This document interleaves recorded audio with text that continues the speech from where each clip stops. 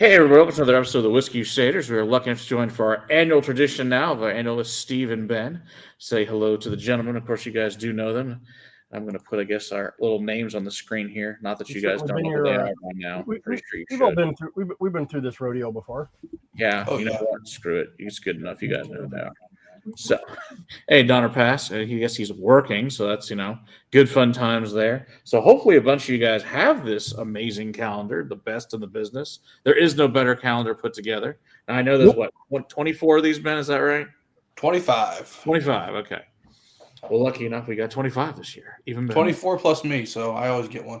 Well, that would be really shitty if you didn't get one. Well, of course you get one. Yeah. There's 24 in the world, and then that's what I mean. Plus yourself, obviously. Yeah.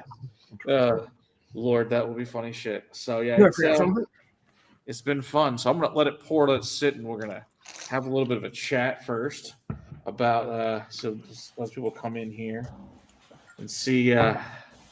Talk to Ben about how it all came about and all the good stuff. It'll give you guys some things that have been happening in the insanity. So, of course, you guys know that we've got a stream tomorrow with Southern Distilling. We got that with their founder, so that should be a good time.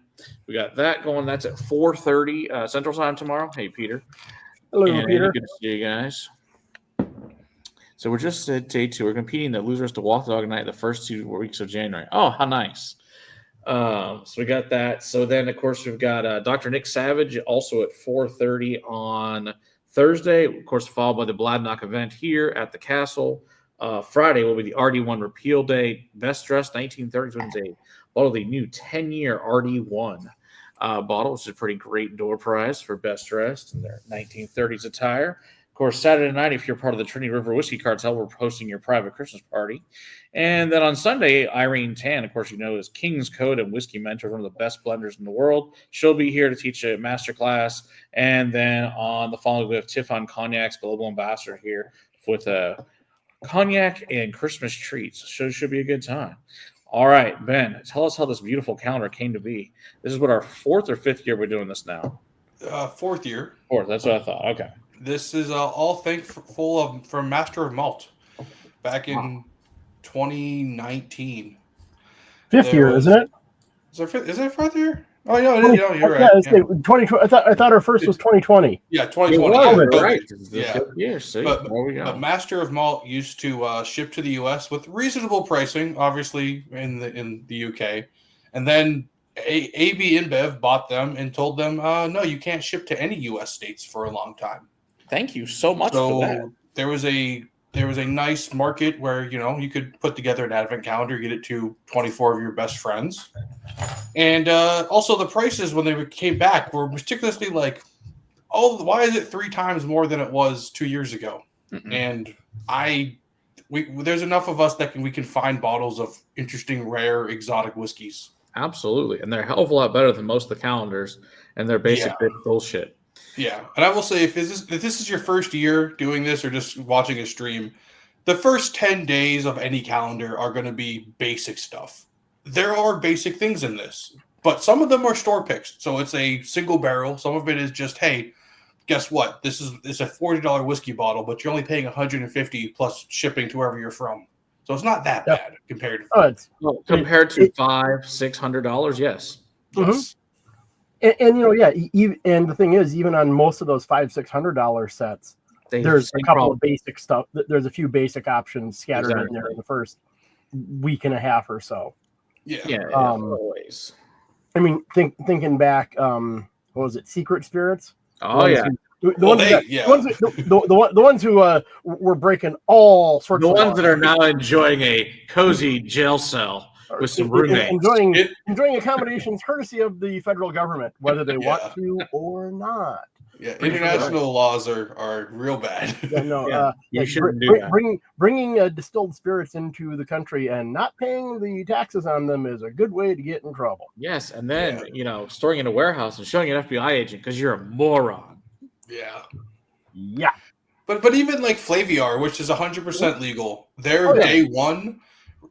Spoiler alert, if anyone has it, was it was the Bottle and Bond 7-year-old from Heaven Hill, which is a $40 bottle, which is fine. Perfectly good bottle too. Yeah, Perfectly good bottle. But I'm just thinking back because I did a couple of those Secret Spirits ones when they were still getting away with it.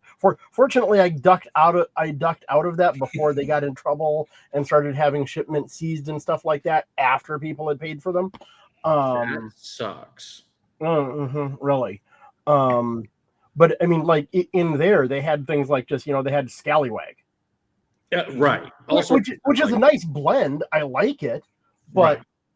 Given how much you pay for that set, but then again, they day 25 would also be something like Bunnahabhain 27-year, some weird cask finish. So I mean, it's there were some absolutely hands down spectacular options. Yeah. But then you'd also have things like Scallywag and other assorted, other blends, especially that are they're good. No objection to them. Just they're $40, $50, $60 bottles. Just exactly. What you don't want is day 15 being a $50 bottle. That just can't happen. That's a bad sign. Yeah. This is a bad sign. This is going to end poorly. That means from what Ben's saying is that this year's day 15 for us is going to be a $60 bottle. Well, pounds, not dollars. There you go. Fair enough. No, there's always something special. I'm gonna take a start smelling this number one here, day one. As always, this is the best part for me. You two just randomly guessing. People in the chat randomly guessing, and I'm going, "You're not close." It's great. It's the great funness of this. That the best part is because this is always a worldwide calendar, so it's just a complete we might get lucky like one or two times randomly out of the calendar, then we got it right. The last week last year we did really good. Yeah. Yes. We either nailed or got really close on like 4 of them that last week. Yeah. We're not going to talk about the rest of the month. Yeah. We ended on a high note. That's all that matters. Oh, absolutely. God. Was it Clinleash we got? That was the same distillery, 2 different names, but totally different whiskeys or something like that. Last year. Well, I have all of them up. So last year. It was like day 6 and 7 or something like that, I want to say. No. I don't remember my SMWS codes, but it was 26, which I think is maybe that might be Clinleash. I'll look it up. Hey, Stephen Moore. Good to have you in here. 26. Oh, yeah. 26 is Clinleash. You're right. Yeah. So day 6 was a Clinleash from 97. That was all ex-bourbon. And day 7 was a Clinleash from SMWS. It was or Coastal, the dark blue. So it was very different, but it was all Oloroso sherry. Oh, hey, Larry. Oh, that sounds good. If you guys haven't checked out Larry at the Union 42 Bourbon and Brew there in Union, Kentucky, go check out one of the best bars in America if you get a chance to go visit. In fact, he was even named that in the magazine. So go check him out. Larry's I was lucky enough to have a chance to visit with him with Bobby back a few years ago. Oh, yeah. That's way back in the day now. Well, he no longer does this. Yeah, I did Bobby and Sam had already pretty much stopped with right. Yeah. The channel was pretty much dead.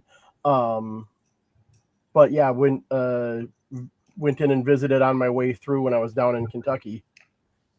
Fantastic. That was fun. Yes, we'll definitely look at your list of 12 days of whiskey. That sounds fantastic. I'm sure it's delicious.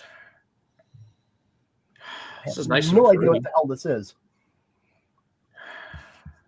It's got a nice peach, like peach fuzz on there. Definitely getting kind of that very light fruity. Yeah. Light fruit notes, but it seems fruity. Yes. I can't make out what the fruits are. And malty.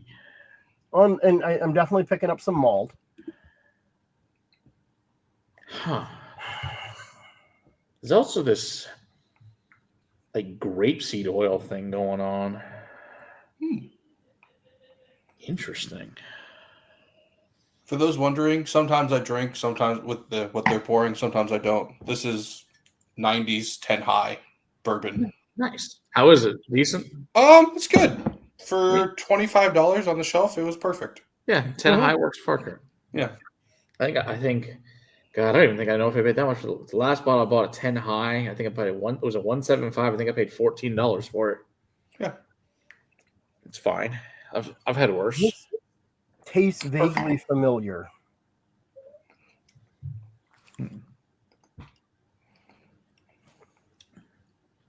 No idea. Yeah, I'd agree. There's something familiar about that. Definitely malt. Mm-hmm. I definitely got lots. It's got nice strawberries on it now.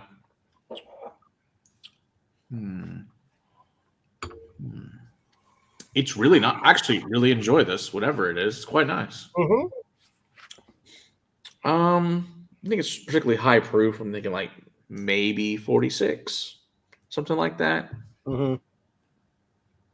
I don't think it's 80 by any means. It's quite nice though. It's a good way to start. I like this. This is a definitely nice way to start with. It seems it has more. It has a little bit more heft than 80. Mm-hmm. But yeah, I'm thinking 45, 46-ish, something in that general kind of range is kind of what it's feeling like to me. Maybe a little bit of pepper. There's a little bit of pepper on the finish. Yeah, definitely on the finish. Me, that could just be French oak. Could be. It's got this really nice, like cream of wheat oatmeal thing going on too in the middle there that I like. Like, the hell is it? Quaker oats with the like the oat cakes. Not like the oatmeal. You get the little pieces of fruit in it. Okay, yeah. Belle likes to eat those. So yeah, the cinnamon raisin one, cinnamon apple one. Yeah, there's a bunch of the different flavor ones. They're all tasty. I like them. For a good cheap powdered thing, they're delicious.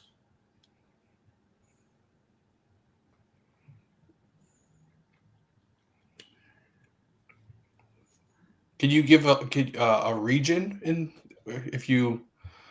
I had to guess I'd say Speyside, but yeah, that's my guess. It's some kind of Speyside Scotch. Well, it is just that kind of light, slightly fruity. Yeah, it's not Irish. It's not American. Obviously no or exceedingly little sherry finishing. Yeah, I'm guessing this is just ex-bourbon. That tastes like ex-bourbon to me. I'm not catching it. I'm not catching any dark fruit from sherry in this one. Yeah, thanks, Larry. Appreciate it. Yes, we're actually streaming from the castle this evening. Since I'm streaming 3 days a week up here for this, I was like, screw it, I'm not bringing the shit up here 3 days. This shit's going to stay here.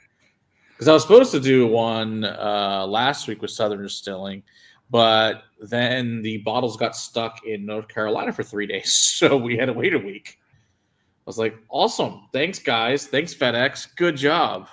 Mm. But, shit happens. Mm-hmm. I guess we'll find out. Yeah. Well, yeah. Day one is very enjoyable. I really like whatever. I can't speak to day two yet because it's poured over here. I haven't even given it a sniff yet, much less a taste. I definitely make day twos a unique, different one. I usually make day one like most people are going to enjoy it. It's not just crap from the beginning. Yep. There's always a Yeah, it's always good. Day 2 or 3 usually throw a curveball in there. Yeah. Those are my favorite ones. It's always whatever weird shit Ben does. It's always good.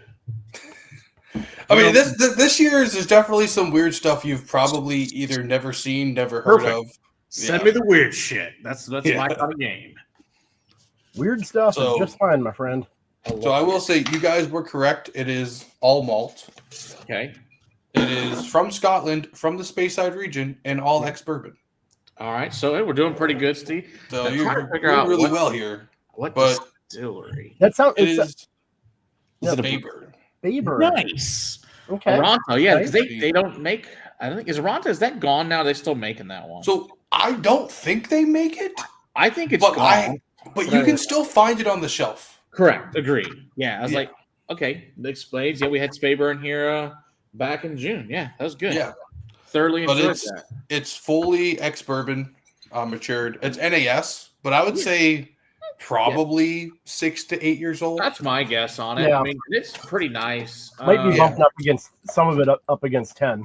It's just what, like $35-$40? It's a great price for it too. I really enjoy this one. I've got a ball over there. in the castle. I've blinded it against Aaron 10, and I like this better. New Aaron 10, old Aaron 10, or like old Aaron 10? New Aaron 10, the new squat bottles. The old ones are better. Yes. Oh, totally agree. Yeah. In fact, I don't actually have any squatty bottles. I only have the old bottles. The old wine bottles. The old wine bottles. Yeah.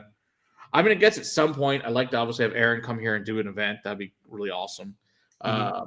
We're hoping that we got approached to do Archmirror sometime next year, which would be really cool. So that would be fun. Yeah. I don't think I'd just say no to that. Yeah. Glen Scotia to me would be more I don't like to use the word Campbelltown funk, but more barnyard than I agree. Glen Scotia is definitely the least funky as far as I'm concerned of the funk of the three. So, and I do love Glen Scotia, and at some point Glen Scotia will be doing an event next year, so that will be good.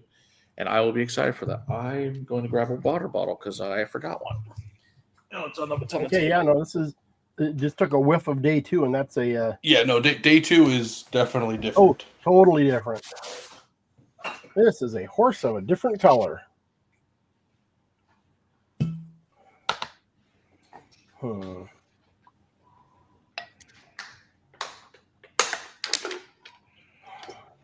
Okay, we had 2, and they were both special releases, a bit funky.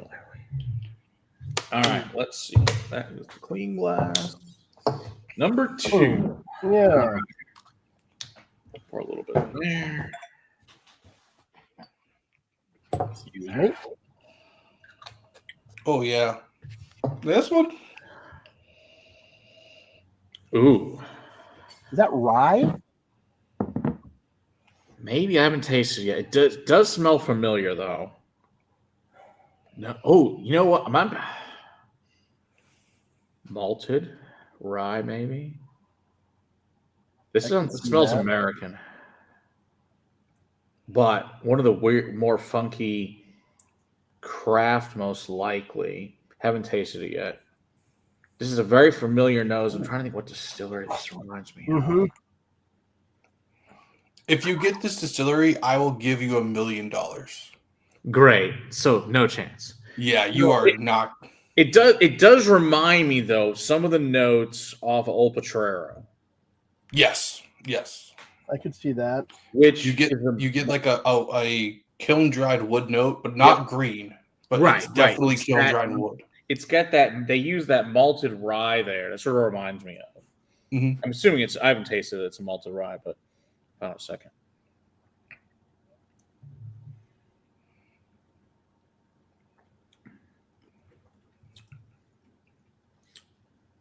Interesting. Definitely that same vein. It's not Old Potrero. No. But going the same direction. Interesting. Okay, so there's a handful of distilleries that make things like this. Cedar Ridge makes it, but theirs is better than this. And a little bit different. I don't think it's Driftless Glen. No, I don't think it's Driftless Glen. They have a little bit of a note that I can usually go, oh yeah, that seems like Driftless. Especially the newer, older, age-wise, newer released. Right. I've got some really young shit from those. I'm sure you do too, since you live up in that general vicinity.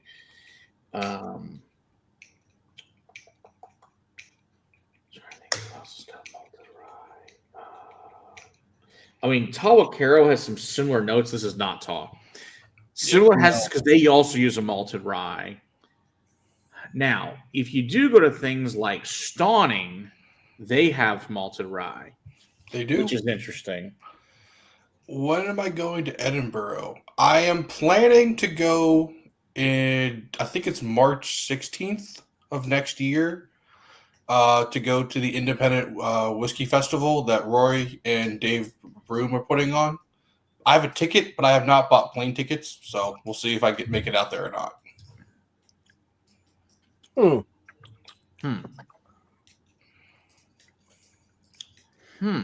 God, I'm not even sure about the rye anymore. But there's there's a little bit of spice from that in there that it feels like it's rye. We're gonna play a game. Since I have keys in a castle. How much craft whiskey can you pull out? Because it's a craft whiskey note that's not in every one, but it's kind of throughout the entire. Yeah. Thinking who? Oh, is that what I'm getting? It's not that. Not that. Well, I've never been to Portugal. I really would like to go to Portugal, Andy. It's nice and cheap, which is good. I don't think it's French. I'll give you a hint. It's American. That's what I thought. I figured crap. I was just going to say what I'm getting that note that I get, and it's hiding in the background way better than most of them.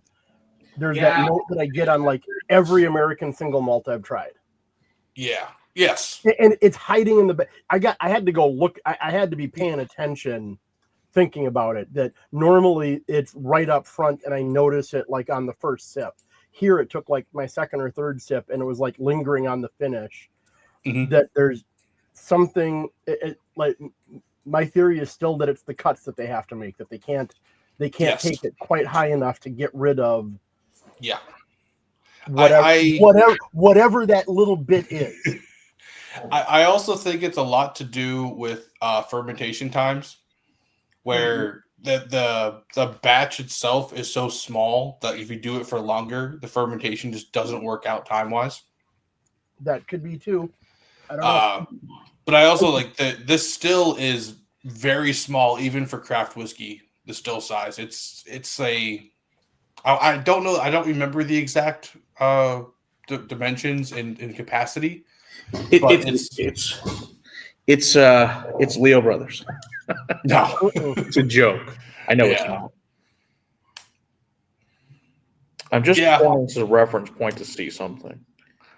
Band of Brothers. Oh, go through France and then up to into Belgium. That would be awesome. Then end in Austria. That's a great time.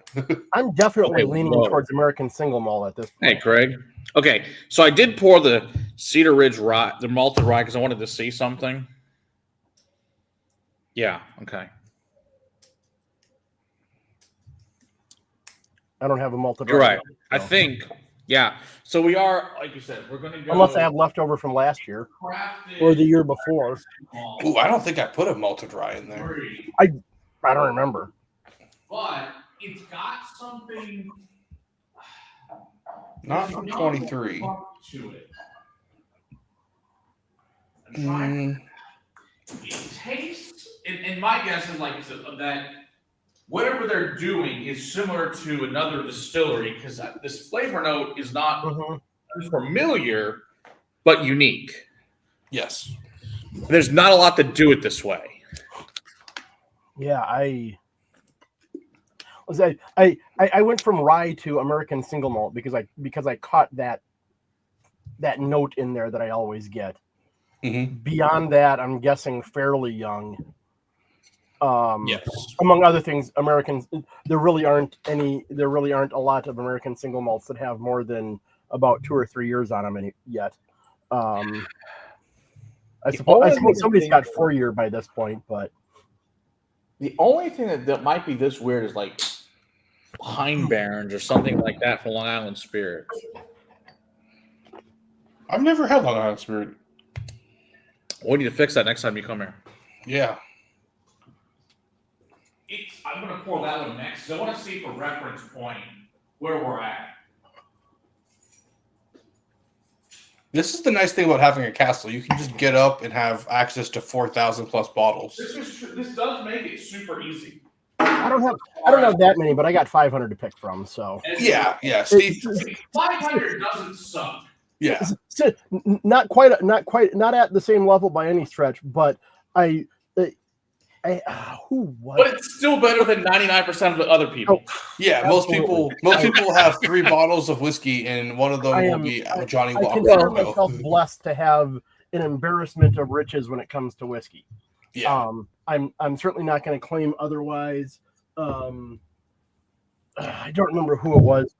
One of the regulars in the Scotch for Dummies channel and Discord a couple of years ago. I met his son at Distill America in Madison at the festival there, and he said that I don't have, and I can't remember the guy's name, but he was saying it's like Steve doesn't have a whiskey collection. He has a library. Okay, that's closer. The Pine Barrens. It's not Pine Barrens. That's closer in the funkness. The core parts of massive. Okay, so what I poured was sounds good, Andy. It's going to be a great class. So what I poured as a comparator was a Driftless Glen single malt. Yes. You know what? I don't have a Driftless Glen single malt. I've got the Rise and the Bourbons. I never even tried their single malts, to be honest. The only way you can get a single malt is to go to the distillery or have somebody go there and ship you. Unless Jeremy gave me one many, many whiskeys into the evening at La Quinta. Yeah, and then who knows? Who knows? I will say, you guys have gotten better in the last 5 years, because this would have thrown you for a loop and now you drilled it down. There are a couple of similarities. This is not Driftless Glen. No. For sure. Yeah, but between your American single malt note that you got, Steve, and the fact that Matt was like, I think it's a certain distillery from New York, I'm impressed. I'm very impressed. You know, the other thing it's similar to is St. George does some weird shit. That is also true. I will say it's not St. George, but you could pull. But similar conceptually to what we're tasting is that. Mm-hmm. Yeah. So this is a fascinating experiment, though. The distiller at this distillery used to work for Kings County in Brooklyn, who got their distiller from St. George. Okay. Okay, so there is a bit of a thread going through there then. Yeah. Because then, you know, he learned and picked up tricks working at Kings County by somebody who was from St. George. So there's going to be a lot. You know, they're all taking their own. They're all making their own take on it. Yes. But there's going to be some similarities flowing. There would be a fabulously interesting thing to do, to follow a distiller and then take all the bottles they made at different distilleries and do a comparison to see how close and not close they are. It would be a fascinating episode, I think, to do. I think that would be. All right, so I am pouring some Hatch, which I don't think it by any means is, but I just think it's interesting. Well, it's a good comparison because you guys are all on the craft distilleries that do good things that we like. Because there's a lot of craft that we try. We're just like, this is not it. And I would not say, hey, go out and buy a bottle of this. This is most people are not going to like this. It's an experiment. Yeah, but for us, this is awesome because this is fun. Yes. Mm-hmm. And this lets me go. In reality, it lets you really explore the shit in your mind and memories of what things taste like. Exactly. Mm-hmm. I'm as sure as I can be that I've never even tried anything from whoever this is because it's different enough from everything else. But yeah, and the thing that gets me is that's closer. What was that? Interesting. The closest so far I've gotten is Hatch out of Wisconsin, out of Egg Harbor. Yep, that's the closest between these two I've gotten, flavor wise. Interesting. Ooh, that was fun. Okay, so I'm trying to think. Pull that St. George. Oh, it's so. Yeah, I'm not sure that I'd want to get. I mean, I could see potentially if I stumbled into it, getting a bottle of this or something else from the distillery similar.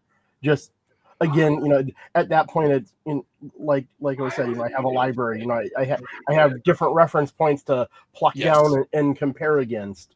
Yeah. From that perspective, having a bottle like this, I could see. I can't imagine that it's something that I'd drink through rapidly enough to need to replace it anytime in the next decade. Yeah. I mean, to me, I've got bottles back here that I absolutely love that are 5 and 6 years old. Now, I'm intentionally stretching. It's like the first batches. What was it? 1 and 3 of Eleanor, like the original, right? The original 2018 first four. I got a couple. I got bottles of those up there. I've got those 2 batches up there. Hello, Donald. Okay, Hudson's not that far off from the single malt either. This is an old school bottle of Hudson. As you can see, this is at least a good 10 years old, maybe older. Like I found this covered in dust in the back of Goody Goody years ago. The funniest shit is they like last time was a Goody Goody. I don't know, a few months ago, just looking around what the hell they had for fun. They had these on the shelf finally, but they wanted like $2 less for these than they did for the 750s. I'm like, you're never selling it. Yeah, that price. So you were right with New York. It is a distillery in New York. Okay. It is from upstate New York in Saratoga County. Okay. Black Button? No, it's not Black Button. No, Black Button tastes totally different, and it's not that great. Yeah, this is Yankee Distillers. Cool. So it's a single malt. It is, I think the 2 years is on this side. Okay. So 2 years old. This is batch 5. I went on their website while you guys were guessing. They don't even have this on the website anymore. So good luck. That's hilarious. Yeah. I know. So I tried this when I was in upstate New York for New Year's this year. So 2024. He was at a farmer's market just slinging whiskey at 11 o'clock in the morning. And me being a whiskey guy was like, let's go try what you got. So I tried the whole lineup. Not all of it's good. The bourbon is the best thing they do. They have a bottle and bond bourbon. It's good. The rye is all Empire rye, but everything grown and distilled is from Saratoga County. Very cool. Old school processes. Awesome. Look, it's a once in a lifetime thing to have. I don't think that he even said this. He's like, I don't think we're going to do more of it because American single malt does not sell up there. They want bourbon. They want rye. I'm not offended. I like it. Yeah, they were using 53-gallon barrels. They're aging in dunnage warehousing, so it's kind of it's old school style. They do 3-4 barrels a week of like their vodka. Vodka is like easier, but they're not a huge distillery, but they source everything which is from the same county that they distill, which I think is kind of cool because you don't see other than like you have like some farm distilleries like you have for what's the one out in Reno? I'm trying to remember of, but the one that's where? It's like north of Reno on the Frey Ranch. Frey Ranch, and then you have the one in Indiana, Starlight. Yeah. Good news. Frey Ranch will be here next year with their founders to do an event. Ooh, I will come up for that as long as it's not a weekday. It will not be a weekday. Yeah. Those don't do well. Yeah. Yeah, definitely. You do some great events. Like you had the Glen Cadam and Toman Tool rep. That awesome. Thing was awesome. That was a great event. That's like, should we add 6 more? Absolutely, we should add 6 more. You brought them, didn't you? Yeah. Yeah. I also brought this Glen Cadam 25. You should definitely add that to the lineup. Yeah. Yeah, we went from I think 4 of each to 9 different Toman Tools and 5 Glen Cadams. Yeah, it was really rough to have to do that. It was delicious. Oh, then he brought those single casks, which were badass. Yeah. That was cool. He's definitely one of my favorite we've had. He was awesome. Yeah, we've had some really great Dr. Donald. Like they've all been really good, but they've been varying degrees of fucking badass to really good for the most part. So they took that. I knew they were doing all pot still. I didn't know they sold the column still. Huh. What distillery in OKC?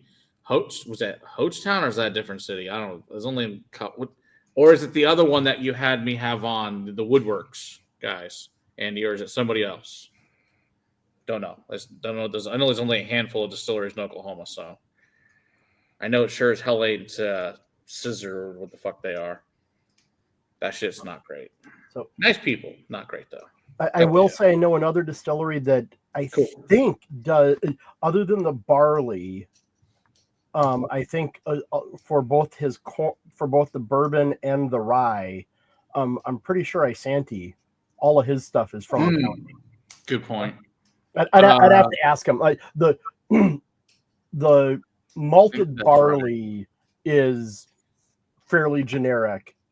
I know that's not a local thing, but that's the 5% or whatever. I know for certain the rye is from just about 10 miles away from the distillery. Yeah. And I think the corn is from this is pretty much all from the same. That sounds right. Cooperstown uses stuff that's super close to them too. Mm-hmm. Now, of course, they have their sourced MTP stuff, then they have their own stuff, which I prefer their own stuff. It's, I think, significantly better product. Some point, Gene's supposed to be on here. We just have to just figure that out. So, should be cool either way. That's good. Who else does stuff? The New Riff malted rye is really good too, Andy. Yeah. Yes, agree. New Riff is interesting. Yeah, we need to get. I know we talked to New Riff. We'll have them out here at some point too. That'll be a good one to definitely bring their people out for sure. Well, a good start for the calendar this year. Yes, absolutely. Fun experiments. My favorite. And there's no way in hell I'm ever having Yankee single malt ever again. So thanks for putting it in that. It seems highly unlikely unless they start making it again. Yeah, well, they don't distribute outside of New York, and I think he said they don't even distribute it to New York City. So unless you're in Albany, Schenectady, or in Saratoga County, you're not getting this. I have family up there. I could ask them. I might be up there next year in the summer. If you want a bottle, I'll go to the distillery. I have the guy's card. I don't think you want to interview him. He wasn't that interesting, or just not? He was interesting. He just how many people are watch your YouTube channel in upstate New York or New York State in general? I don't know. You know how I feel. Are they interesting? Is it cool shit that I want to drink?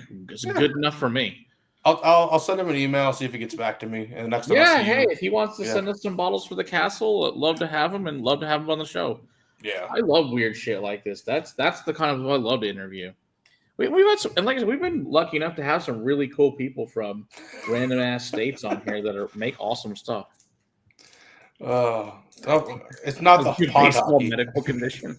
Yeah, it could be.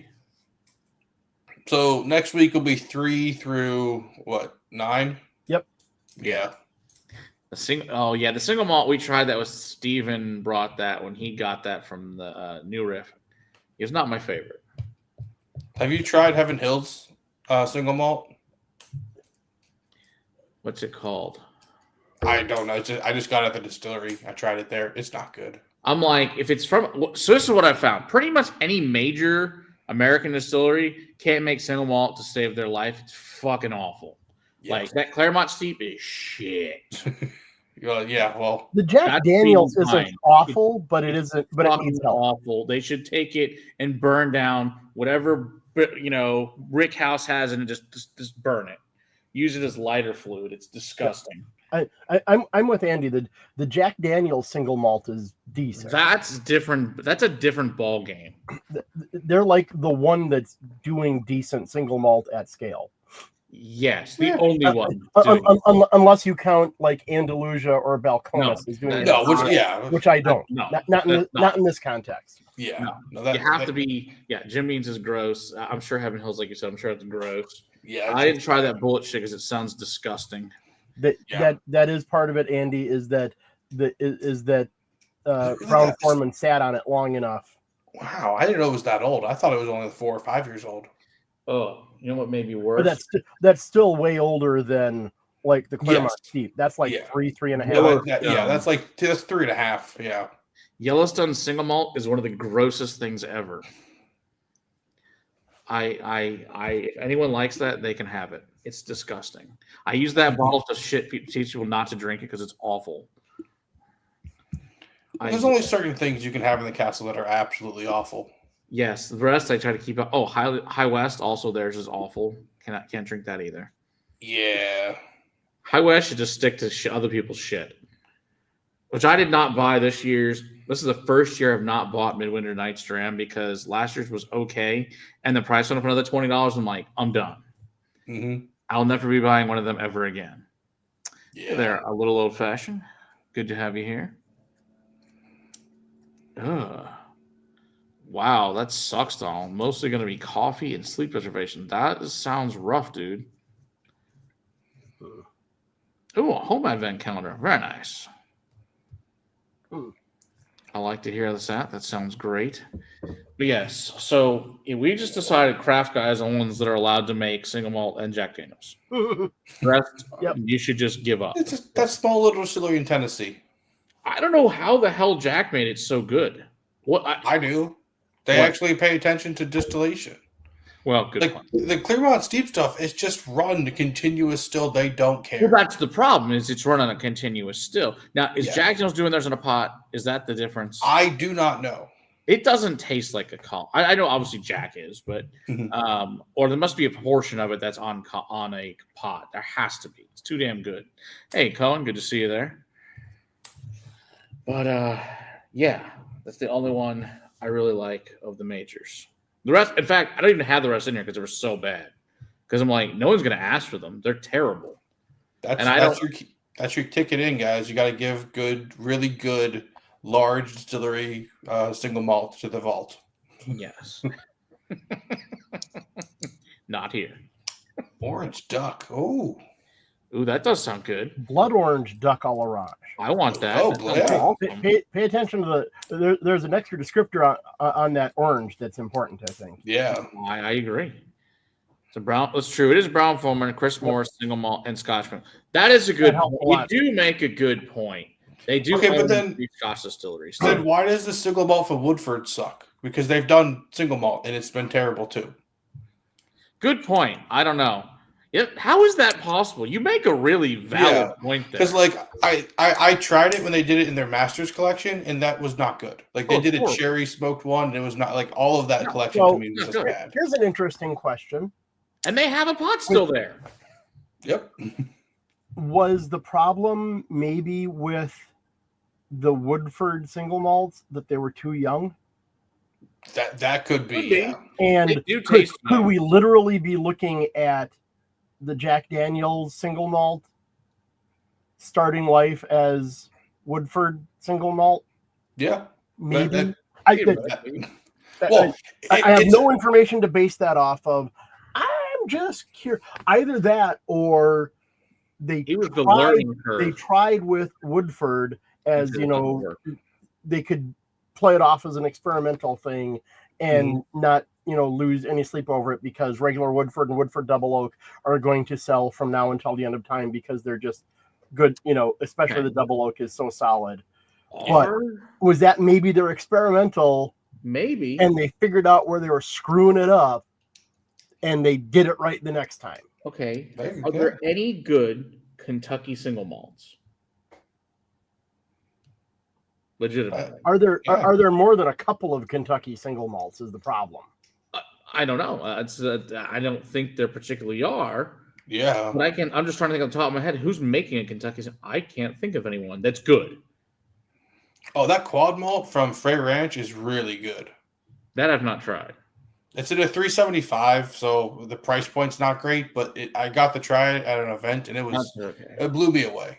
I'll just ask the rep to bring me some. Problem. Yeah. The Texas rep lives 10 minutes away, so which is great. So I'll be like, hey, when you come next time, can you please bring me some of that so I can try it? Ooh, fresh cranberries, potatoes going into cooking under the duck and a bruschetta. That sounds good. Another fan of the new Glendronach labels and ball, trying to get after McAllen ain't gonna happen. Rough. Well, it looks like everybody's trying to beat McAllen at their game for sure, Colin. There's no doubt because McAllen has screwed themselves up. But that's their own damn fault. They're selling Highland Park. Edgerton's going to sell Highland Park next year.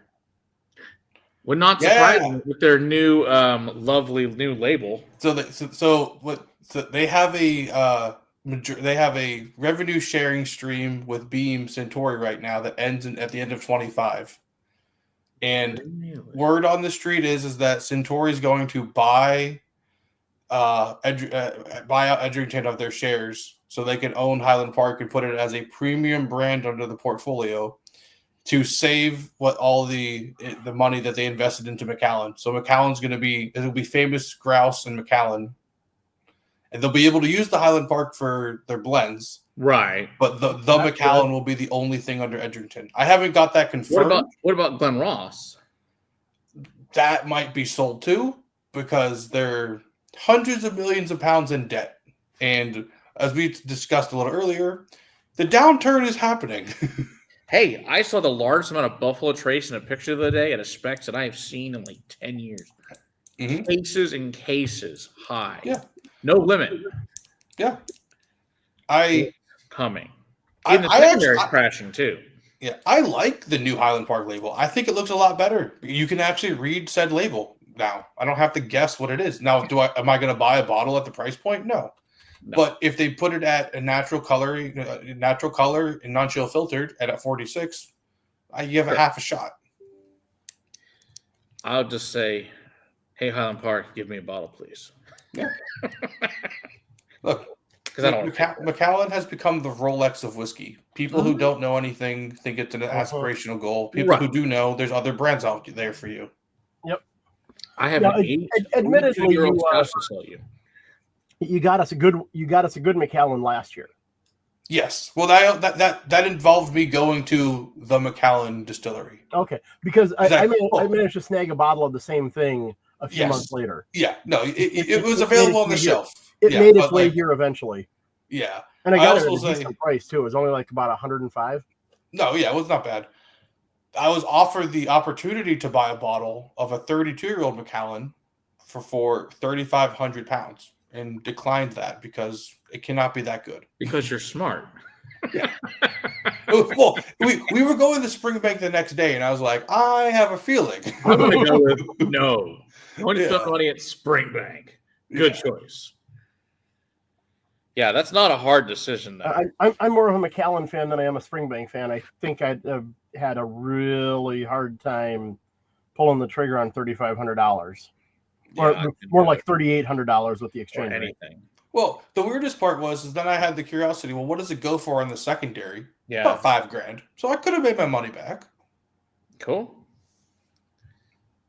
Says the new Highland Park is running that Viking porn crap they've been doing. Yes, Vulcan. That sounds like a HP gangbang film. The old labels that were just like orange, green, and red for the 12, 15, and 18. Better. Mm-hmm. Yeah, those ones were great. I don't know why they also tasted better. Well, yes, because they changed the labels, and then they did a bunch of NES. They just threw NES at us like we all cared, and we didn't. Right.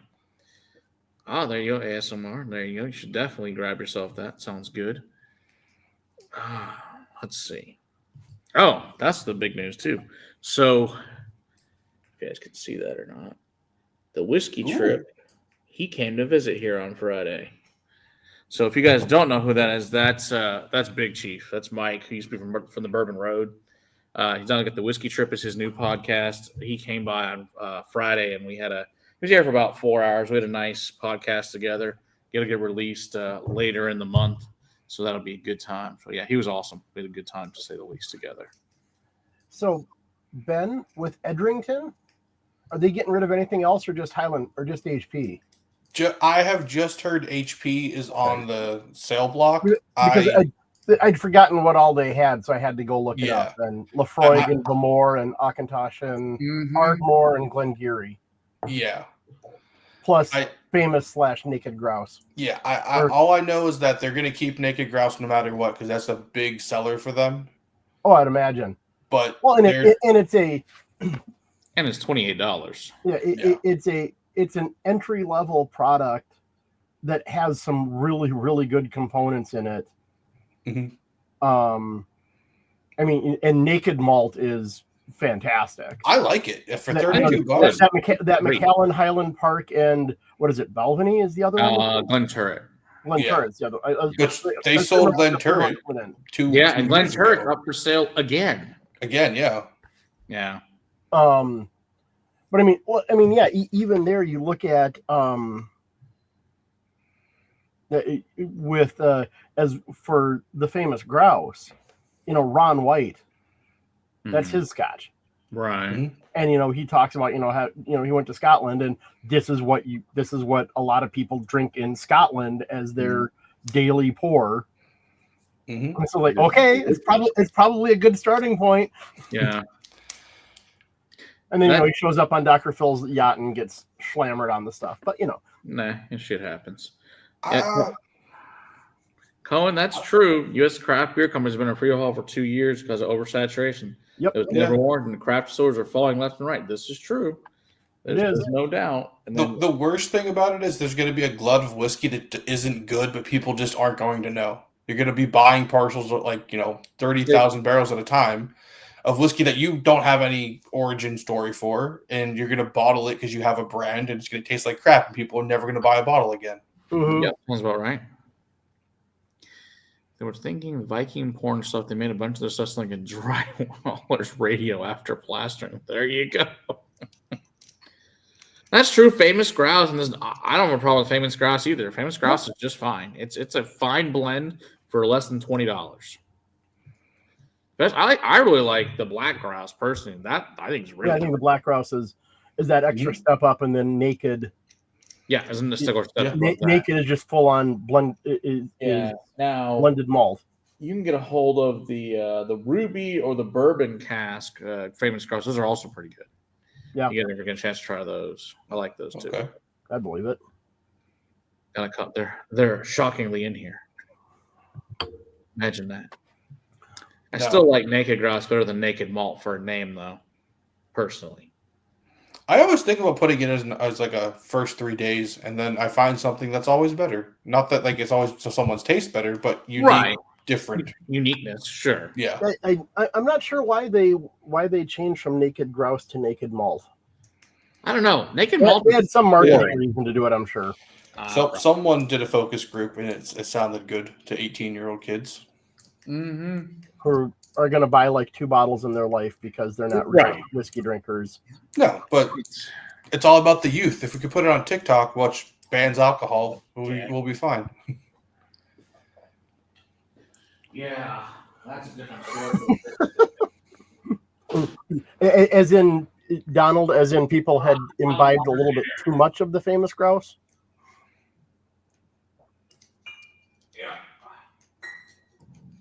Put these back in their homes. There's Matt in the background doing reverse inventory. Well, it's got to go back in its home. It is important. Yeah, you can't have bottles on the floor anymore, or cabinets, or full on. Yeah, floor whiskey isn't a thing for you anymore. There is it. It is in my house. Yeah. It's just not here. Thank God, not yet. It probably will be someday. Well, if anyone is in Austin, Austin Shaker, the local liquor store here, has a single cask of 18-year-old Highland Park at cask strength coming out sometime soon. David, the owner, assured me that it would be here by end of February. So they're doing cool stuff. They're kind of too late, and the price points are too high for most people. Agreed. It is delicious, but it is too high in price point in general for them to just sell a bunch of it. See, Donald, that's how we get a bad name. Like Naked Malt does sound like groomers, but they're not old men with beards. I don't know. You're sure about that? I'm not the old one here.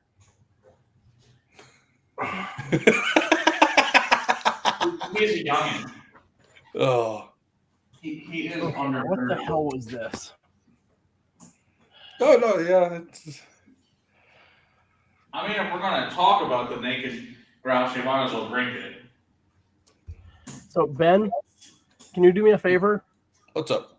You have your old lists there? Yeah, I got all of them. 2022, day 4. 2022, day 4. Got it. I need to go tell you. You just want to guess. Just let me know. R. DeMerkin AD 07.21.04. Nice. That was a day 4 pick? Oh, sorry. No, Dave, that was day 5. Day 4 is Sazerac Rye. Yeah. Is what? Sazerac Rye. It was a local liquor store pick here. Mm. Yeah, no, that was a day 5 in 2022. It was an Ardnamurchan. It was one of the first ones that hit the U.S. shelves. I can see that. I mean, the day 25 of the 2022 was a 1988 single cask of Old Pulteney. So we'll never see that again. True. Sometimes I go through the list and I'm just like, man, those were the days. I think to myself, I still have an open bottle of that. Thank God. Oh yeah. Well, not only that, it was $300. Like, yeah, that's true. I didn't think I even paid which that. Is a ridiculously good price for that. Yeah. I think I found mine in the some back of some cabinet at Total Wine. I don't even think it was like $240 or some stupid shit when I got it. Yeah, it was like I had to buy mine at Total Wine, so I know it was marked up enough. But I was like, for $300, you can't pass that up. You're not finding single cask of Old Pulteney anywhere. So this is actually an original bottle when Naked Grouse was just first released. So this stuff is freaking great. Yeah, but I agree with Dahl. Yeah, the Naked also like a grooming by a Scotch whiskey pedophile in their 70s. Agree. I don't like it. It's a weird name. Bruzel's in? Wow. Look at us. We have actual YouTube celebrities. There you go. Derek Gaelic Kilrong. Is that what tree would that be? That is the new one. I think that's the this year's. Yeah, I haven't tried it. I think Donald, didn't you try that one? But you said it was expensive because it's like $500. It hasn't shown up here yet. We haven't seen it yet. Well, all the Derek Gaelics have gone expensive now. They're at least they are. Last year was $360 something like that, close to $400. Yeah, Tree 2. So, Matt, is this the same thing you had? The old, still Naked Grouse instead of Naked Malt? Yeah, this is the old school. This is the very what it came out like 2018. It's original bottle. I think mine's a little newer than that, but it still predates the change to Naked Malt at least. Hey, Bruzel, thanks for coming in. Treat 2 is fabulous. All right, good. If Donald says it's good, that's good enough for me. So that means apparently we need one of those. Unfortunately, it's just not in the States yet, as far as I know. But, Well, Chris, I'm afraid you're probably in the wrong place if you're trying to avoid getting shown bottles of good whiskey. But also, I'm glad you're here, but, I just kind of question. I just want to know how much good whiskey you can get from outside of Australia. Like, yeah, there's a lot of great Australian and New Zealand whiskeys, but like I've heard that getting good whiskey into Australia is like very difficult. Not just with the taxes, just getting allocation. I got the latest whiskey. Yeah, I agree, Colin. I wouldn't pay for Whiskey Advocate either. Free is great. Buying, hell no. All right, thanks, Bruzel. Have a good night. Let's see. Local Beans is for $500. Yeah. Unfortunately, that's gonna be the going price, Brad. That's just it sucks, man. But that's the new price for it this year. And I can pretty much considering it's my fault directly because of that. You can blame Pernod Ricard. No, I know why it went up, but I mean, as far as fuck it was. Then I showed Jason like a dumbass. Then Jason started to show the world. Don't do that shit, Jason. You got too many damn subscribers. But look, okay, but what has been a good Middleton product for the price? I don't think there is one anymore. No. When that shit, when we were paying, under $200 for it was unfreaking believable. Well, what's Barry Crockett up to now? What's the going rate for Barry? 3. About 3, yeah. Yeah. Okay, so Middleton for a decent price. Yeah. The green spots. Okay. Montalena, I agree with you on that. They're like what, 99 still? Damn fault too. I'm getting them for like 70. Okay. Well, I mean, I got the Austin tax, so. Wait, you're paying $7 for this is for green spot? Hold on, let me check. I was like, I've been finding like. You get a green spot for like $50. No. I'm talking like the Chateau Montalena. Yeah. Or the those are like 100, 90 to 100 here. Yeah. 325. Yeah, but that's Canadian too. So. for the Barry Crockett. Yeah, power. Yeah, Ooh, the John Lane 12 used to be very good.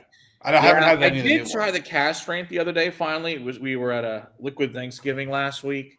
Oh no, they're over 100 now. It was fine. That's what I thought. Not super, but I did get to try the new Travel Retail Redbreast. That shit was awesome. If you guys find the Travel Retail Redbreast, the answer is yes. And it's around $100. You should buy it on the spot. And then send me one because it's delicious.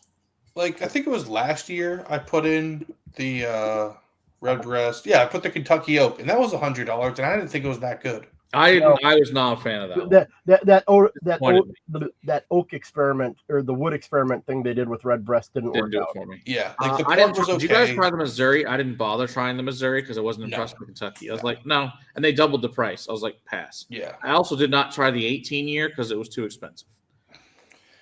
I tried the sherry one they did, which was pretty good. How was the 18? You try the 18 or no? No, I haven't tried the 18. No. Now the PX I thought was excellent. For $100, that was totally worth it. Yeah. Yeah, when Quail's Gate, when the Green Spot Quail's Gate showed up, like a little over a year ago, it was like $80. Yes, correct. And it's up to they're up to like 105 or 110. Yeah, they're like over 100 now. It sucks. I am glad I have this behind me because it means that I don't have to pay those prices. Exactly. And I still have a ridiculous amount of insanely good whiskey. Exactly. Yeah, I agree. It totally lacks the fruit and balance of the original 12. I was super disappointed in it. I was hoping for all that cast strength, and he just had none of that in the John's Lane cast strength. I do not need a bottle. Yes. Now the 42-year JP Weisers, one of the best whiskeys I've had this year. Same with the 27-year JP Weisers. Those were both absolutely I'd imagine. Fantastic. So that was definitely one of the highlights of my life to try whiskey as old as me. And at the price point of $300 is a steal. Yeah. So if anybody does get a chance to try or buy, I would just say buy a 42-year JP Weisers, it's a buy all day long at for $300 for a 42-year whiskey. It is fantastic. Is it Canadian Club or JP Weisers that had the 45? Canadian Club. Okay, because I think I had the 40 and I thought it was really good, but I've seen the 45 for $400. Yeah, I've got the 42-year Canadian Club, but the JP Weisers blows it out of the water. Okay. Yeah, it's crazy cheap here, Donald, for whatever reason. We're very happy about it. Yeah. I'm not sad. Well, also, Donald, is that LCBO prices or is that Alberta pricing? Because that makes a difference. LCBO pricing is stupid. Yeah, that's true. It's a good point. The old stuff in the poster box was awesome. LCBO for Donald. Yeah, love that one. Is it both? Alberta got that expensive. Wow, that sucks. Yeah, we're gonna. I mean, hell, you can get the 10-year Weisers for like $22, and it's fabulous. Yeah, like I don't have the box anymore, but you're looking for this type of box. Hell yeah, you are. That's the good one. Yeah, and that if box. You can find that bomb, you're in good shape. The poster is amazing that comes with it too. I should get that poster framed at some point. That thing is cool as shit. The only Weisers I've got is 18-year, but that was still a solid price. Yeah. And it's still good. And it's a good $75. Can't beat it. Yeah.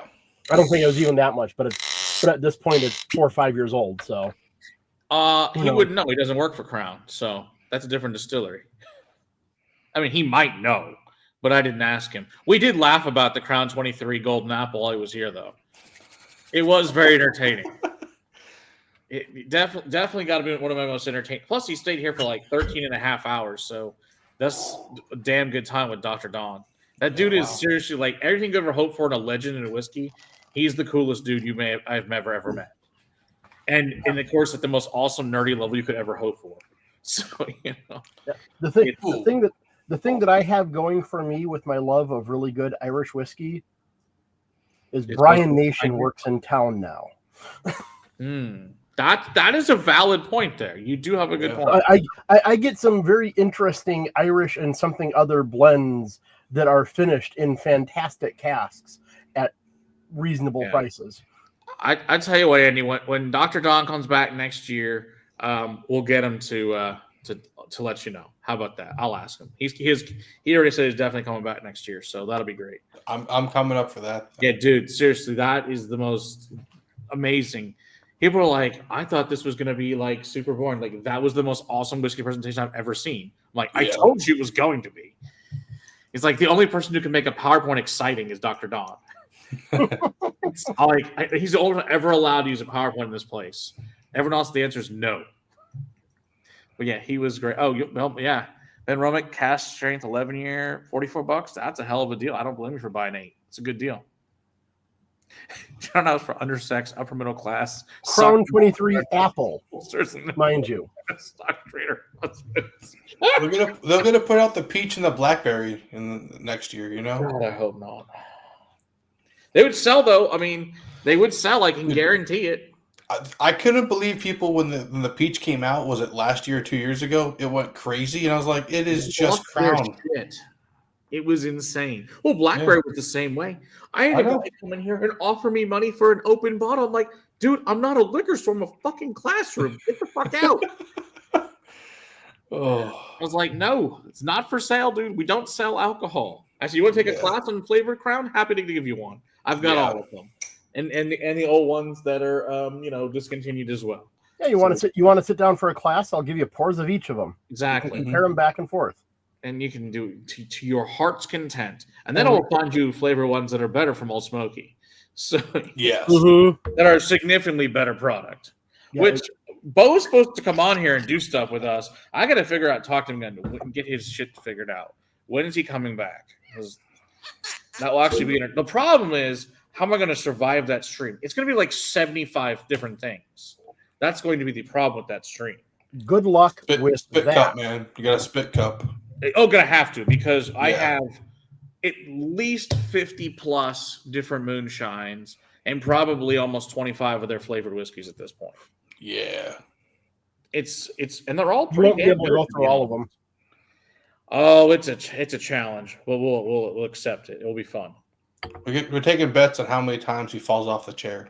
No, there'll definitely be a spit cup involved that evening. Yeah, I am sure. Anyway, I got to log off. I got an early morning tomorrow.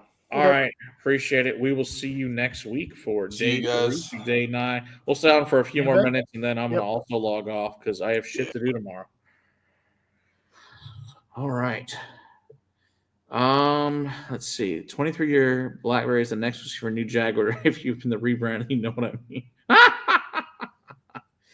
How terrible Crown flavor whiskey is. Some of it's not bad. Some of it's not great. The maple, I think, is the worst. You got to take it for what it is. It's flavored Crown. Mm-hmm. If you come at it from that standpoint, particularly and a couple of them make some really good cocktails. Absolutely. No, and you guys know I drink flavored stuff for reviews. Oh yeah, and nothing wrong with them. To be honest, the honey Crown's the one I'm sad's gone, because that's probably better than most other honey whiskey products out there, unfortunately. And that was discontinued years and years ago. I mean, that's probably been gone since like 2017, something like that. So that's long gone. So what other the flavor ones are up there? Another one that's good, they don't make it anymore. Canadian Club made a blackberry something called Doc 57 that was pretty good for a while. Jack or Beam. Beam is significantly better, depending, I find, than the flavored. For flavored. It's flavored. We're talking flavored. Of what I found from we were doing comparisons of them. And you can go back. We've reviewed the mass majority of the flavored Jacks and Jims. You can go back and check the reviews out on them. So, but those have definitely been, and those have all done pretty much this year. But go back and check them out. Oh, that sounds horribly bad, Donald. As the Bedrock meets Magic Mushroom meets early 2000s metrosexual, it's shockingly bad. That does not sound great. Well, I guess they're trying new marketing, apparently. They can't all be winners. What can I say? That's just part of life, unfortunately. And sometimes rebrands work. Sometimes they fail disastrously. And as we were talking about earlier, there there's about to be some serious rebranding and selling of whiskey brands and closing of whiskey brands. Yep. Oh, I know we talked about this prior to the stream. That of course, Kentucky Owl is now going bankrupt. So is Stoli. So, things like that are just pretty wild. Now, granted, that's also because Kentucky Owl, the rebranded version, sucks. But that's because Wiseman is disgusting. And you should clean bullets with it. So, that's a different story for a different day. I think it's one of the most revolting whiskeys I've ever tried. Which one? The Kentucky that Kentucky Owl brand, the Wiseman. Oh, yeah. It was awful. The Kentucky Owl is fine. The old stuff was unbelievably good. But yeah. Well, and then, they lost the guy who knew what he was doing. But. Yeah, well, he has his new brand. So go check out his new brand instead. Definitely a better choice. Hopefully, you can get Dixon here at some point because that dude's awesome. I'd love to have it. I'd love to see Dixon down in there. We actually were talking to have him come, and then COVID happened, unfortunately. I need to just text him. I have still got his number. I need to just text him to have him come down here. I've got a couple of the 2XOs. Yeah, those are significantly better. Light Keepers or whatever it is. Mm-hmm. I don't know what they're called, but yeah, I'd agree. Phoenix Blend was the first one, and then there's one that's got like an old school lantern. It's got some lantern thing. I can't remember, but yeah, whatever that one was called exactly. Yeah, Justin, exactly. It's bizarre.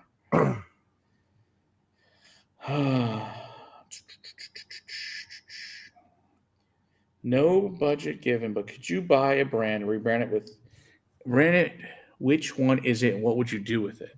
Oh, that's a great question, Andy. Who will we rebrand and make it great? There you go. Thank you, Andy. Innkeepers. Ah, yes, that's right. That's Innkeepers Blend had that lantern, that old school lantern design. Crown Apple. To rebrand it. Now, does that include stepping back changes over the last, say, 6 years? Good question. Why not? I think it should. Oh, Chris. So we opened up that bottle with Bruichladdich here for the first time. That Wild Turkey Rare Breed Nacho filter. Global Brand Ambassador thought that shit was amazing. It was awesome. It was really great to have Fraser certainly enjoy the hell out of it.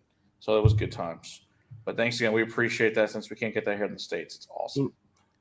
I suspect part of the problem with Macallan these days is lack of good casks to work from. That's true. Back in the, up through 2016-ish, they had some really good sherry casks they were working with. You can taste those in this bottle. Yep. Think about that. That is a better bottle than the stuff on the shelf today. You can taste it in like that one that we had last year. Oh, God. The Harmony collection. That Harmony collection that threw us both for a loop because we were catching that good, heavily sherried, and we were both thinking we recognized. We recognized that profile, and we couldn't put our fingers on it because what we were tasting was like 5 year previous Macallan 15. Delicious shit. Effectively. Exactly. I mean, it wasn't quite that, but it was very much that kind of rich, really good sherry note. Absolutely. That the old red boxes before they did the new my design. God. The old original rare cask. Oh no, not the rare cask. I'm just talking about the classic cask. Yeah, classic. The old burgundy. Yeah. The old burgundy reddish. Yeah, the 12s. Oh, dude, spectacular. As opposed to the black boxes now. No. The black boxes now are drinkable, but they're not great. But compared to the old one, they suck. Exactly. Oh because yeah, Premier Draft. When I started really drinking Scotch, the red boxes were still out there. Yeah, and I really wish that I would have known what was about to happen. God, I would have bought a couple cases. Kidding. Yeah, I would have bought a couple cases of 175s. Yeah, for sure. You got the 12s, the 18s, the maroon box. Oh my gosh, those were stellar. Some of the best whiskey I probably ever had at that point in time. Unfortunately, long gone. Hey, Ben D-Man, good to see you there. Andy, I do like the idea of taking Ardbeg back to what it was. Solid choice. I like this plan. There you go, Chris. That sounds great. We will. You have to make that happen. I would love to try their stuff for sure. The last Macallan I bought was the Harmony Arabica, and that was after having that in. Let me see which one I've got. I do have a Harmony unopened in here.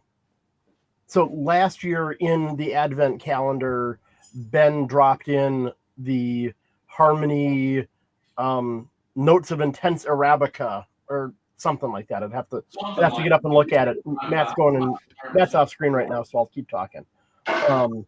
And that one was just one that both.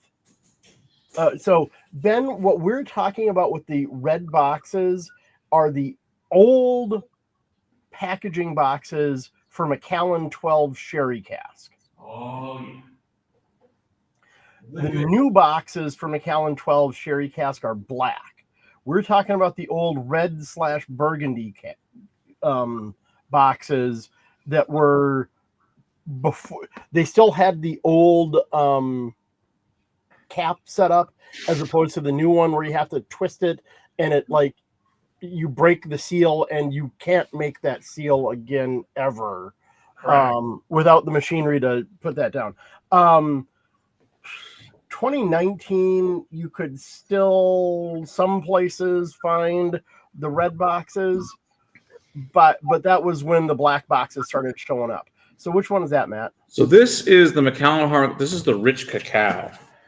Okay. I have no idea if it's any good. I've never opened it. I guess we might as well find out together. Mm-hmm. I'll be back in just a moment.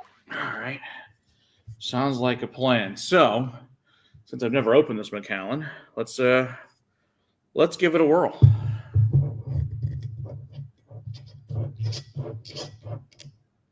As he said, it's got that weird crack, and then you can never get it sealed properly again.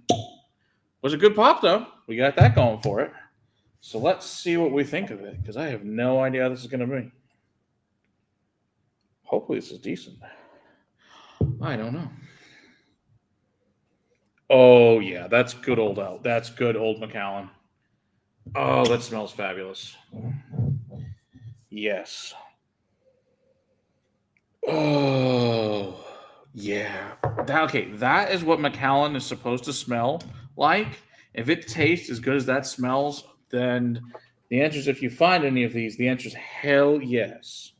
So, Ben, I'm talking about a box of Macallan 12 that looks like this. Yeah, that's the good one. Now, this is unfortunately an empty box. There's no bottle in it. So I has a sad. But yeah, if somehow you stumble across a bottle of Macallan 12 Sherry Cask that has this burgundy color, just buy it. I'd easily pay over $100 for one of those right now. In a heartbeat. In today's market, 120 without having to spend too much time thinking about it. This is spectacular. This is old school Macallan. Current Macallan is all nose, not palate. Yeah, this is delicious. Mm-hmm. Okay, so if you guys do find Harmony Collection, it's a buy. It's the Macallan Harmony Collection is a throwback to the old, this is old school Macallan. Unfortunately, the problem is now that when I got my bottle of that Harmony Collection back in like January, February, whenever I picked it up, because it was in last year's Advent calendar. Yeah. So it's been less than a year since I bought it. It was like $105 when I found it. Right now, I haven't seen the later releases for less than about 200. Yeah, and I'm not sure that I'm willing to pay 200 for one of those until I've tried it.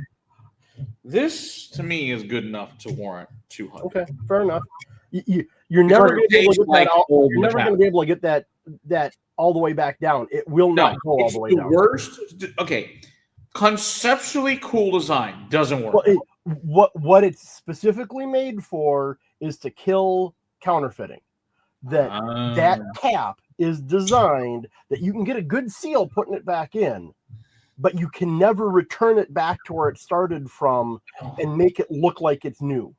Well, the good news is that's what it looked like prior, since it was a new bottle. Now it doesn't. But yeah, the way they from that cap is utterly annoying, but I get why they did it, because it's once you twist it open, you can't get it back down all the way without the machinery to put the whole sleeve back on. Right. And nobody counterfeiting whiskey, nobody's buying that bottle and dumping, Glendronach 12 into it and reselling it at $180 or whatever. Yes. Because you just can't seal up the bottle well enough to make it look right. Right. You can tell it's been opened is the point. Wow, that's good. Yeah. That's the best Macallan I've had in a very long time. That's from Macallan. That's not independent bottler. Wow. Oh, wow. I haven't said that about Macallan in a long time. Well, I did a year ago. You know what? Well, like I said, but the funniest part about it is, of all the shit we've ever reviewed, I've never reviewed a single Macallan, which is shocking. It's funny how many major brands I've never actually reviewed. Had them on plenty of live streams, just never reviewed them. Okay, I can see that.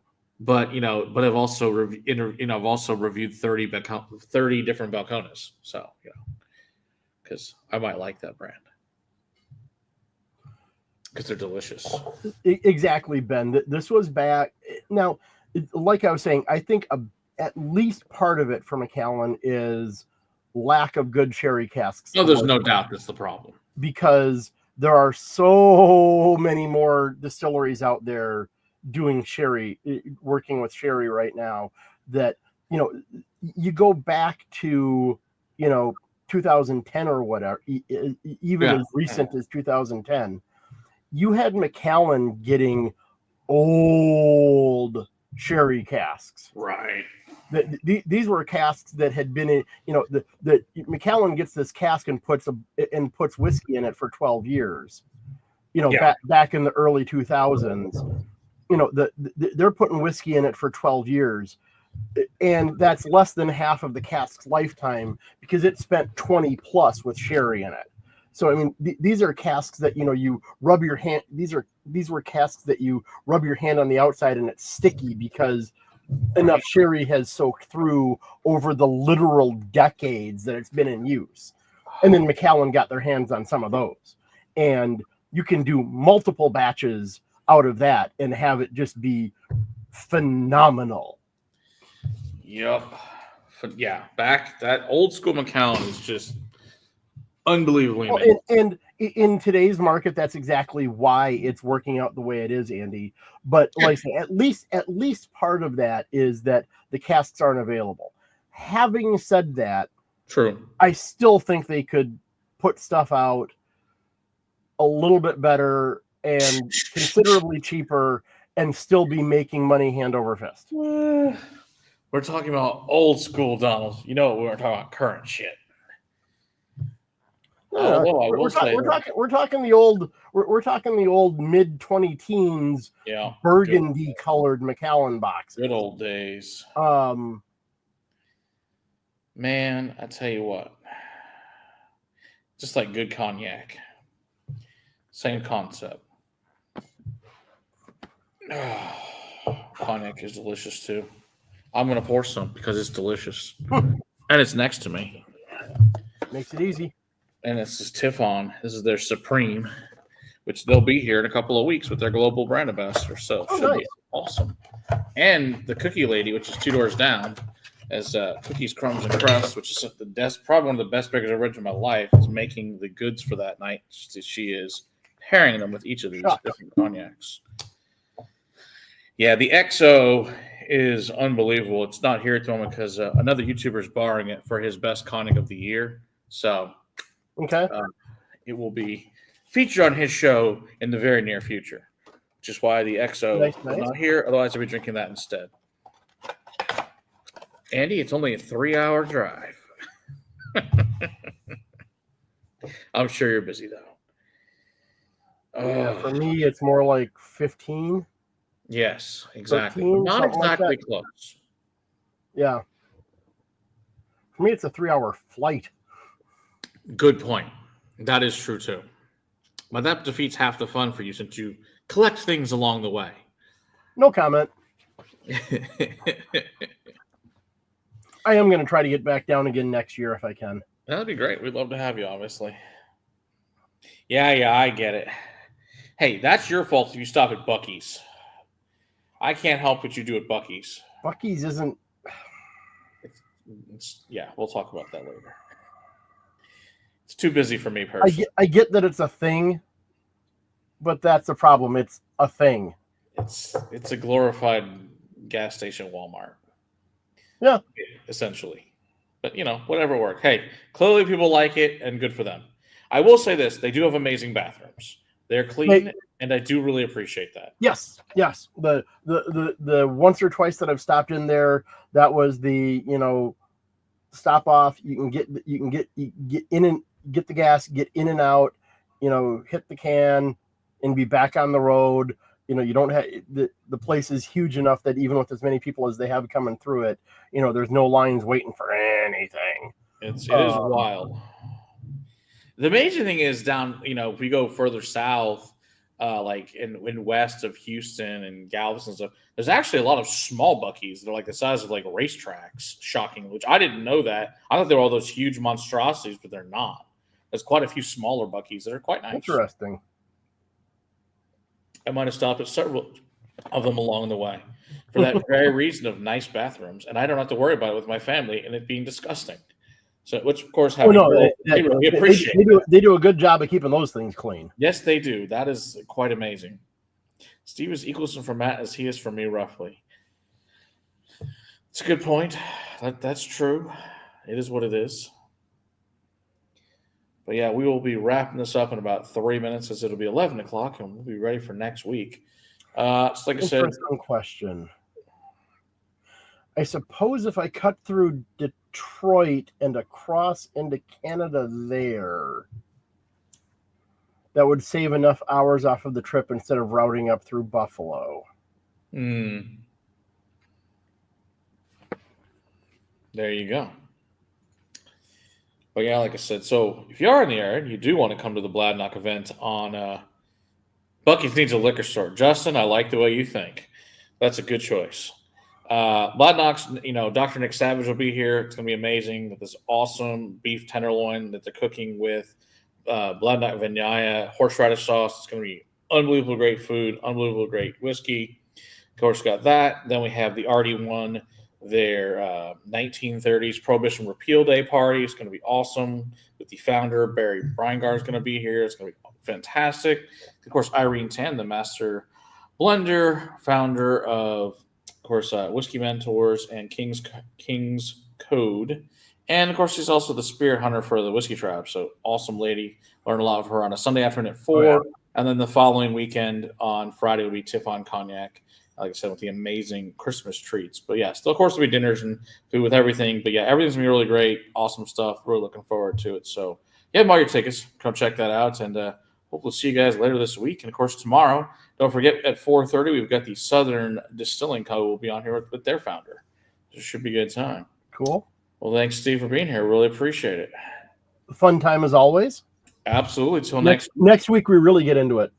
Yes, next week will probably the entire time will actually be Advent calendar. 3 through 9. The evening was still a good, fun time with everyone, and we'll probably move through the picks a little bit faster too. Yes. It took us a good half hour to get through 2 tonight. Yes, yeah. But that was also on purpose. We knew there were only 2, so exactly. Who would I rebrand? It's a great question. Maybe Bushmills, because they have a lot of great stuff that nobody really knows about. I think they could use a rebrand, like really a good, strong market push. See that? I personally love Bushmills. It's one of my favorite brands. I don't really ever talk about them, but I love Bushmills. So that they could use it. So we'll go with that, and we will see you guys tomorrow and next week. So thanks, Steve. Sounds Cheers. good. Have a good night, everybody.